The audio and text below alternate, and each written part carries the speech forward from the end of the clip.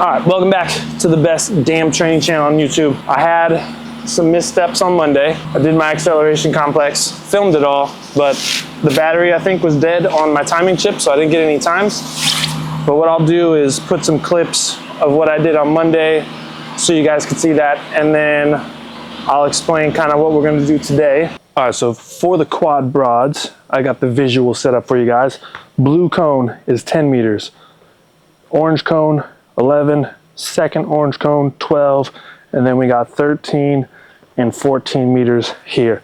So a few warm-up sets. Probably gonna start off pretty conservative on the first two, and then we'll start extending it. And as we get closer to that 13 meter range, we're gonna start counting those as like our working sets. As always, what I like to do is just start off with some easy jumps, so like aiming for like 9 meters, and then we're gonna go 10 meters and then 11, and extend that out till we're putting in some really hard efforts, getting towards that 13 meter mark, which is where I believe I was at. I think my best last week was 13.5.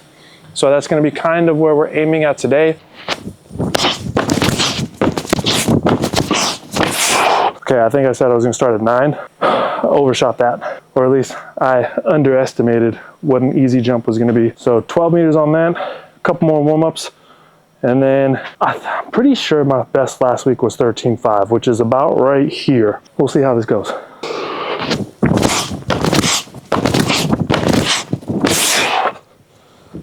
All right, that's about 1260 right there. I'm feeling confident enough to call this rep number 1. Oh,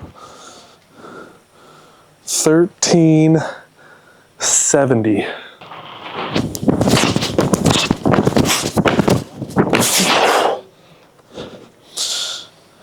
1358. That 1370 got me feeling like I can get 14 meters. But if I can get 14 meters on a quad broad, that's insane.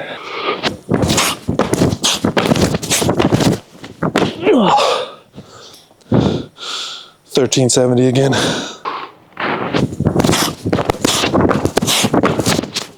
Oh. 1396, 97, well, kind of 96. Whew, almost 14.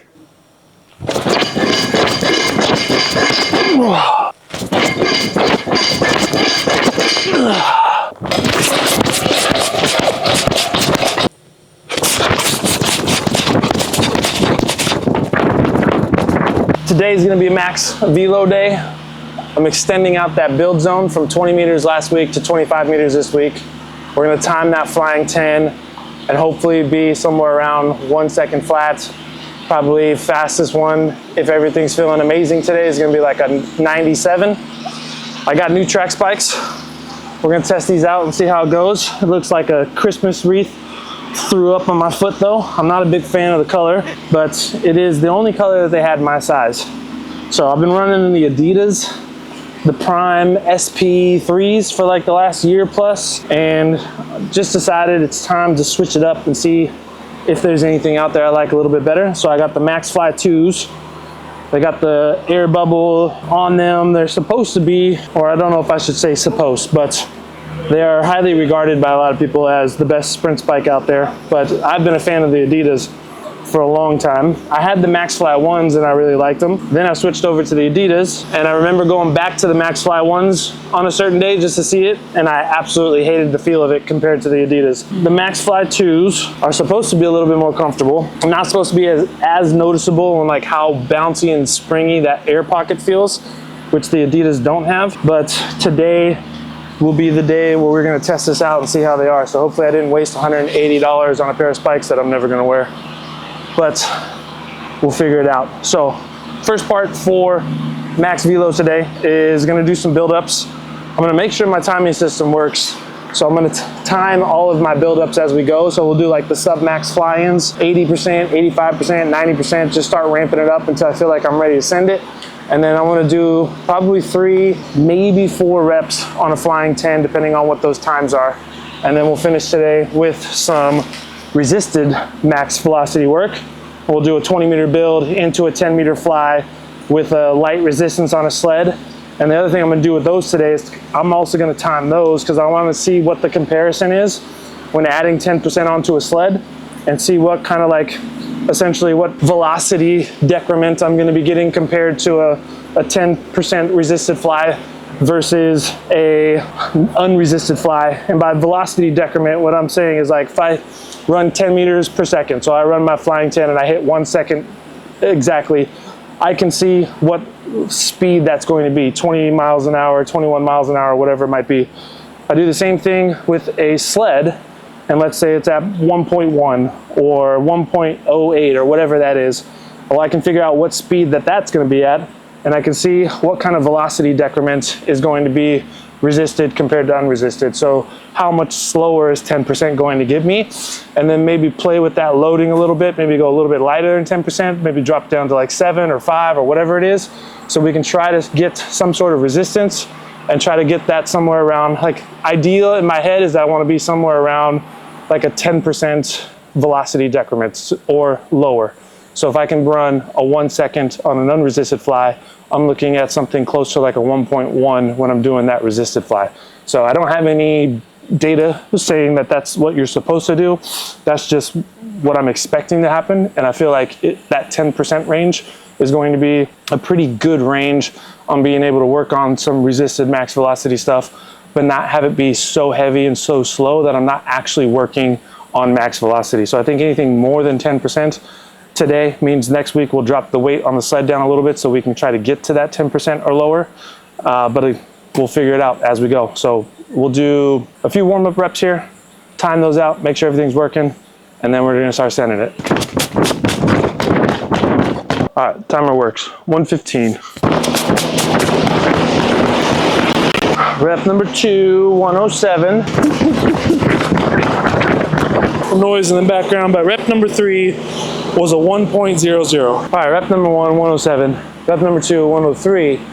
Rep number 3, which I would say is probably 90% plus, 95%, was a 100. So take a couple minutes and then we'll send it for 3 good reps, possibly 4, and then we'll do 3 resisted accelerations. We'll time those and we'll see what the difference between both of those is. And also apologize for the residual background noise. There is a giant machine driving around cleaning the turf right now. So a few minutes here and then we'll get into some more sprints.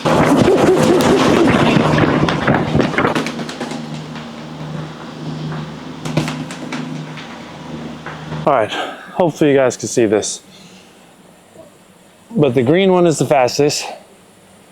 So 9.9, 9.7, 9.8. So I hit the bottom end of what I thought my fastest one was gonna be. And then the 9.8 was a good last rep to end on, because I mean, my last warm-up set was a 1 flat, which is kind of within the range of what I thought it was gonna be today. So I got 4 solid reps in at that 1 flat or below number. So we're gonna call it quits on the fly-ins there, but I'm going to keep the cones where they're at. We're gonna load up the sled, 10 kilos, and we're gonna do 3 max resisted velocity sprints with that sled, get some times on it, and then we'll compare what the difference between those two are.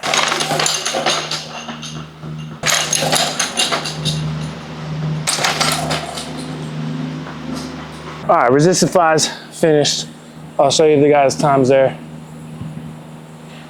That was a weird ass sentence, by the way. I'll show you guys the times. I don't know what I just said. Anyways, so the first 2, 113, 115, had the 10 kilos on it. And based on my ability to hit a 97 today on an unresisted fly, I felt that the time should be 110 or better. So the last rep I had the 5 kilos on it and I hit a 109. So that's more like what I would want to see.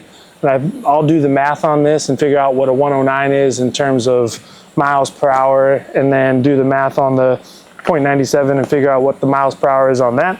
But that's a closer relative intensity that I would like to see when doing a max velocity into a resisted max velocity, because we want max velocity to stay max velocity. I don't want the sled to be so heavy that it's going to increase the ground contact time too much. It's going to change the speed at which I can cycle through, and it's going to decrease the velocity so much that I'm not close enough to get kind of a max velocity stimulus. So going lighter on that is probably going to be better, and that's probably where I'm going to stick for the next couple weeks. I'll at that 5 kilo range and try to drop that 109 down a little bit. I like that a little bit better. In terms of the spikes, other than the fact that they look absolutely horrendous, I don't know what it is. If it just didn't have this green, I would like it, but it has the green there, and I don't like it. It reminds me of Christmas, and it just looks funny. They're very comfortable. You can feel the cushion in the air bubble when you're doing the sprints. One thing I feel like it does is it makes me feel less fatigued.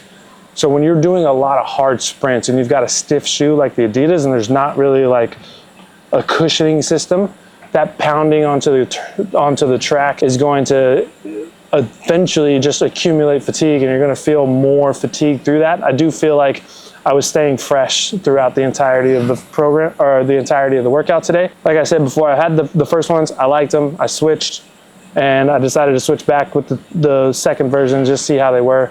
So far so good. So I'll run the rest of the sessions throughout this training block and the next, and bust these through and see how it continues to go. That's gonna be it for today's session. I appreciate you guys watching, and make sure to like, make sure to subscribe, and I'll catch you in the next one.